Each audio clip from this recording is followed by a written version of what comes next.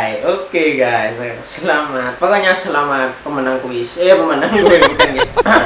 Assalamualaikum warahmatullahi wabarakatuh guys. Kembali lagi bersama saya di channel Teguh Hidup. Oke, guys. Saya guys.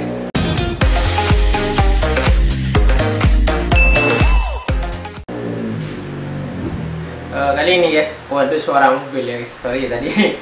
Wong. Itu Need for Speed guys. Itu mau balapan mungkin ya. Nah guys, hari ini kita akan bahas cerita seram lagi ya. Bukan ini seram tapi pagi-pagi. Sebenarnya apa? Takut aku kalau malam-malam pas gak bisa tidur gitu. Pokoknya takut intinya ya. Nah gini guys, ini adalah misteri tentang apa ya, bisa dibilang cerita-cerita seram ya pokoknya. Setelah kemarin kita bahas cerita seram juga, dengan cerita seram lagi. Nah, ini adalah misteri raksasa buto ijo guys. Nah, pasti kalian tahu buto ijo kayak di film-film di MNC TV itu juga ada. Di TV-TV ya kayak gitu ya. MNC TV itu pasti kan filmnya dulu-dulunya tuh ada buto ijo, ada gini. Nah, kayak gitu guys. Tapi ini ceritanya, asal usulnya ya guys. Nah, aku bacain, ini aku nyari di Facebook ya. Misteri, aku langsung bacain aja ya. Misteri asal usul buto ijo selalu menjadi perbincangan di kalangan masyarakat karena buto ijo susah dibuktikan dengan kasat mata. Nah, legenda buto ijo kerap digunakan untuk menakut-nakuti anak-anak yang belum tidur ketika sudah larut malam guys. Jadi legenda ini digunakan mungkin para orang tua, untuk nakut-nakuti anaknya kalau nggak tidur tengah malam gitu. Jadi takut-takuti, ada buto ijo loh nanti diculik gitu. Menurut banyak orang, buto ijo ialah rekayasa yang dibuat oleh manusia. Ia tidak pernah ada dalam kehidupan. Dia hanya mitos dan khayalan. Meski hanya khayalan, gambaran dari buto ijo itu sendiri adalah interpretasi kebudayaan yang hitam dan kotor. Buto ijo digambarkan sebagai sosok yang tinggi besar dengan tubuh yang berwarna hijau. Nah, kehadirannya selalu disertai dengan aroma busuk yang menyengat guys. Nah, jadi kalau kalian mencium aroma busuk yang menyengat, itu bukan sampah yang berserakan di rumah kalian ya. Itu adalah bukti tanda buto ijo itu datang guys. Nah, kehadiran menurut cerita rakyat setempat ya, buto ijo menjadi yang bertanggung jawab ketika terjadi gerhana bulan guys. Karena ia dianggap memakan bulan hingga terjadi gerhana guys. Katanya orang-orang ya. Nah, apa saja kah misteri buto ijo itu? Ada 3 ya guys di sini ya guys. Ini nggak tahu benar apa enggak ya, pokoknya aku bacain ya guys. Ya bener lah pasti ya guys ya. Misteri pesugihan buto ijo. Nah, salah satu pesugihan nih ya itu ya ke pokoknya ke dukun-dukun gitu lah ya, agak bener lah ya. Nah, salah satu pesugihan yang terkenal di masyarakat Jawa, khususnya di Boyolali, di Jawa Tengah guys, adalah pesugihan buto ijo guys. Berbagai macam cara dilakukan untuk mendapatkan kekayaan yang instan tanpa harus bekerja keras guys. Jadi orang-orang yang nggak bekerja keras itu ya pakai pesugihan kayak gini guys. Orang yang melakukan pesugihan buto ijo tidak memikirkan akibat apa yang akan terjadi di dunia dan di akhirat guys. Wah, melakukan sekali ya guys, tanpa harus bekerja kita dapat uang gitu, tidak masuk akal ya guys. Nah, yang kedua adalah misteri cerita rakyat Timun Mas dan buto ijo guys. Banyak sumber yang mengatakan mengenai asal usul dari buto ijo itu guys. Ada yang mengatakan bahwa buto ijo itu penculik anak-anak. Hal ini dibenarkan dengan beredarnya cerita rakyat tentang Timun Mas dan buto ijo.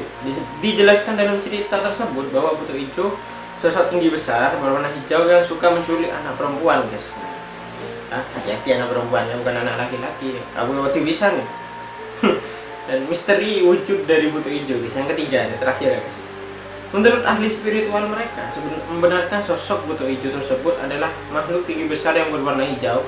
Menurut cerita tinggi buto ijo sendiri adalah sekitar 3 meter dengan tubuh berwarna hijau dan rambut gondrong guys. Ini bisa nih guys.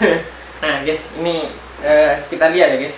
Ini adalah salah satu cerita ya guys, cerita tentang pesugihan buto ijo ya guys. Ini bukan cerita beneran loh ya guys, ini aku lihat di website. Nah, ini cerita ini ya mungkin kita bisa menggambarkan lah ya, si Buto Ijo ini seperti apa, pesugihannya kayak apa ya. Nah, katanya di pesan cerita ini ya guys, tulisan ini merupakan reka ulang dari kisah yang berkembang di masyarakat. Kesamaan nama dan tempat kejadian hanyalah kebetulan belaka. Nah, jadi ngarang ya guys, mungkin ya. Jadi mohon maaf coba tak ceritain ya, ini biar tahu pada netizen ya. Nah, ini cerita pesugihan judulnya. Salah jalan dijadikan tumbal Buto Ijo guys. Nah ini guys, wah aku emang ini gitu cerita pagi-pagi gini guys. Pagi itu ya, Roni bersantai di kursi panjang bambu depan rumahnya. Nah, tokohnya si Roni ya. Sesekali ia bangun untuk menyeruput kopi buatan sang istri. Tak seperti kebanyakan orang yang pagi hari terlihat sibuk untuk pergi kerja, namun tak begitu dengan Roni. Maklum ia hanya seorang pengangguran yang waktunya banyak dihabiskan di rumah. Nah, jadi pengangguran harus yang bermanfaat guys, jangan kayak si Roni ya guys. Kadangkala Siti, istri Roni, jengkel dengan sikap suaminya yang selalu menganggap enteng masalah. Tak jarang ia marah ke Roni karena hanya berdiam diri di rumah tanpa usaha mencari pekerjaan. Kalau sudah begitu, biasanya Roni malah memilih pergi dengan alasan tidak ingin bertengkar. Nah, padahal itu cara Roni agar tidak mendengar gerutuan sang istri. Gerutuan ini marahan, atau omelan ya. Siti datang ke Bali memberikan tumpukan koran dengan botol plastik yang telah ia kumpulkan dari rumah ke rumah. Untuk menyambung hidup keduanya, nantinya barang-barang bekas tersebut akan dijual kembali ke pengepul dengan harga yang dibilang cukup untuk makan sehari. Mungkin si istrinya pemulung ya guys. Nah, katanya si Siti ya guys, Pak, itu jangan lupa diikat korannya. Roni kemudian bangun dan menyiapkan tali rafia untuk mengikat tumpukan koran menjadi satu. Namun saat menyatukan koran-koran tersebut, ada sesuatu yang membuat Roni tertarik. Di halaman depan koran itu tertulis, orang terkaya di Klaten ini butuh pelamar kerja guys. Bukan hanya judulnya saja yang membuat Roni terpincut, tetapi di sana ada foto seseorang yang sangat ia kenal. Serta Roni buru-buru mengambil satu koran itu dan bergegas masuk ke dalam rumah guys. Nah, Bu, lihat ini cepat. Nah, teriaknya manggil Siti ya guys. Apa sih Pak, teriak-teriak gitu. Siti melihat koran yang diberikan suaminya dan ia kaget dan bingung. Nah, ini temanmu dulu toh yang menganggap yang nginap di rumah kita saking tidak ada tempat tinggal. Nah, dan seperti ragu-ragu dan dijawab bersamanya si Roni ya, iya Bu, sekarang Abdul kaya raya, padahal lulus SD juga tidak.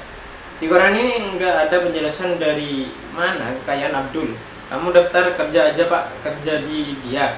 Tanya kekayaan dia dapat dari mana. Lagi pula pasti langsung keterima loh. Dia sudah kenal kamu, ucapnya. Nah, saat itu Roni dibuat bingung dengan rasa gengsi. Bahasanya ia dan Abdul adalah teman baik dari kecil. Nah, namun ia berpikir sekarang kehidupan Abdul sudah jauh berbeda, sedangkan kehidupan Roni masih sama seperti dulu, mengumpulkan barang-barang bekas meskipun mereka tidak berhubungan lagi untuk waktu yang lama. Nah, Roni mundar-mandir, dayanya mengernyit menunduk ke bawah lalu mendongak ke atas, memikirkan apa yang ia seharusnya mendaftar saja dan kesampingkan rasa gengsi. Lagi pula benar istrinya sudah kenal baik dengan Abdul. Esokan harinya, Roni datang ke halaman rumah yang tertera di koran. Sekarang di hadapannya sudah ada rumah mewah didominasi dengan warna hijau serta beraneka patung hewan yang dipajang di teras rumah dilengkapi dengan lapangan yang sangat luas. Bahkan lima rumah peta di daerah Roni kalah luasnya dengan halaman itu. Oke, berarti semuanya si Roni ini ya, Abdul ini. Katanya si Roni ya, dia datang ke rumah si Abdul ya. Roni berkata gini, wah benar ini rumahnya Abdul. Wah sangat mewah sekali. Nah, setelah berbincang dengan si Abdul, Roni dipersilakan masuk untuk bertemu dengan setelah berbincang dengan satpam ya, Roni dipersilakan masuk untuk bertemu dengan si pemilik rumah. Nah, si Abdul menghampiri Roni dengan senyumnya. Ia terlihat ramah dan senang dengan kehadiran si Roni. Nah, katanya si Abdul ya guys, wah Ron, akhirnya kita ketemu lagi. Katanya aku siapa yang daftar di website ini. Karena iya sekarang hidup lu mewah banget ya, udah berubah dari nasib yang dulu. Lebih dari 2 jam mereka berdua berbagi pengalaman hingga hal yang tidak disangka Roni keluar dari mulut Abdul. Dengan suara yang sedikit berbisik, Abdul menceritakan dari mana kekayaan yang sekarang ia dapat. Nah, Abdul bercerita jika ia dapat mendapatkan kekayaan ini secara instan dari ritual pesugihan yang ia lakukan. Nah ini guys, mulai guys ya. Tepatnya melakukan penyembahan kepada buto ijo di Gunung Wijil guys. Saat itu ia dipikirkan Roni hanya bagaimana bisa makhluk gaib memberikan kekayaan seperti ini. Hingga tak diduga Abdul mengajak Roni untuk melihat sendiri ritual yang ia lakukan guys. Nah, mengatakan nasib Roni akan sama dengannya jika melakukan pesugihan ini guys. Wah guys, keesokan harinya guys ya, mereka berdua datang ke Gunung Wijil di Klaten untuk menemui buto ijo. Lokasi yang dituju tidak mudah untuk dilalui, jelas saja karena lokasi ritual berada di kawasan kaki gunung guys. Selama 3 jam perjalanan Roni dan Abdul akhirnya tiba di sebuah gua yang dipenuhi dengan tanaman hijau merambat guys. Di sana Abdul mengeluarkan berbagai syarat pesugihannya. Pesugihan buto ijo mulai dari kembang, senaman, kemenyan Arab, cupo Cina, ayam kampung, air kendi, dan wewangian guys. Ngeri ya. Semuanya diletakkan dalam nampan yang terbuat dari anyaman bambu. Setelah itu Abdul membaca mantra-mantra yang tidak bisa diterka oleh Roni. Kadang dalam mantra-mantra tersebut diselingi kata-kata seperti ini. Nah, buto ijo, aku membawa makananmu. Kadang-kadang ya buat Jawa ini guys. Nah, tak menunggu waktu lama ya, makhluk besar dari dalam gua itu keluar perlahan-lahan. Roni ketakutan saat itu, tapi ia mencoba untuk tenang. Diperhatikan dengan jelas jika tinggi makhluk yang dinamakan buto ijo itu hampir menyentuh dinding gua guys. Tubuhnya dipenuhi bulu, rambutnya mengembang tidak terlurus, mata merah serta 4 taring besar di bagian mulut. Berarti kayak leak ya guys. Roni merasakan angin yang berembus ke tubuhnya, namun itu bukan angin dalam bukan angin alam, bukan angin biasa gitu ya guys. Melainkan hembusan napas dari si buto ijo. Nah, ia takut setengah mati karena buto ijo ini mendekat bukan ke arah sesajen, melainkan ke arah dirinya. Sejak saat itu tidak ada yang tahu kemana kepergian Roni guys. Ini mungkin cerita ya, bahwa kita itu harus bekerja keras ya guys. Jangan cuma diem di rumah. Aku gini ini nge-vlog guys. Kerja keras guys. Nah, oke guys, gitu guys video kali ini guys, semoga bermanfaat. Pesan-pesannya itu tadi. Nah, sekali lagi ini cerita bukan hanya reka ulang dari kisah yang berkembang di masyarakat. Kesamaan nama dan tempat kejadian hanya kebetulan belaka. Nah, jadi ini cerita guys ya, supaya kita ingat ya guys, dengan melakukan kayak gitu. Oke guys, sekian dulu video kali ini guys. Nantikan cerita kita serang berikutnya ya, dan berita-berita juga ya. Saya Teguh dari vlog. Wassalamualaikum warahmatullahi wabarakatuh guys. Bye bye. Yeah.